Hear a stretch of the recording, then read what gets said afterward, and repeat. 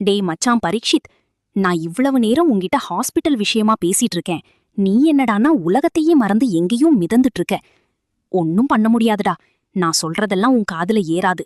விக்கா, நடுராத்திரியில போனை வச்சுட்டு கம்முன்னு தூங்க அக்கா, வெளிச்சம் கண்ணு உறுத்துது என்று தூக்க கலக்கத்தில் முணுமுணுத்தாள்.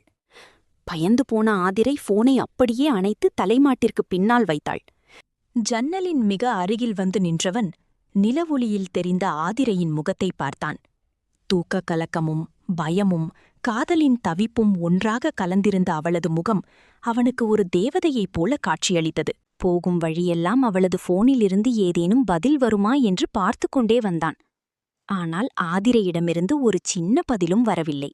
சைக்கிளை விட்டு இறங்கி தலை குனிந்தபடி சைக்கிளை தள்ளிக்கொண்டு அவன் அருகே போய் நின்றாள். பரீட்சித் அவளது முகத்தையே ஆழமாக பார்த்தான். அவனது விழிகளில் லேசான ஆதங்கமும் காதலும் கலந்திருந்தது. நான் நினைச்சேன் ஆதிரை, ஒருவேளை நீ ஹாஸ்பிட்டலுக்கு வராம இந்த வழியா ஓடிட்டா என்ன பண்றதுன்னு நினைச்சுதான் இங்க வந்து காத்துட்டு இருந்தேன்.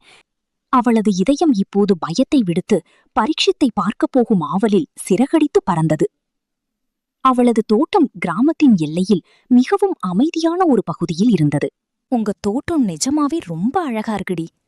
எவ்ளோ நாளா இதை இவ்ளோ நீட்டா மெயின்டைன் பண்ணிட்டு இருக்கீங்க என்று அவளது கைகளை பிடித்தபடியே தோட்டத்தைச் சுற்றிலும் வியப்போடு பார்த்தான். சுற்றிலும் நெல் வயல்களும் உயரமான தென்னை மரங்களும் ஆங்காங்கே பூத்து குலுங்கிய செடிகளுமாக அந்த இடமே ஒரு தனி உலகமாக இருந்தது. இதுதான் அந்த அழகான காதலும் தவிப்பும் நிறைந்த ஊடல் ஆரம்பமானது.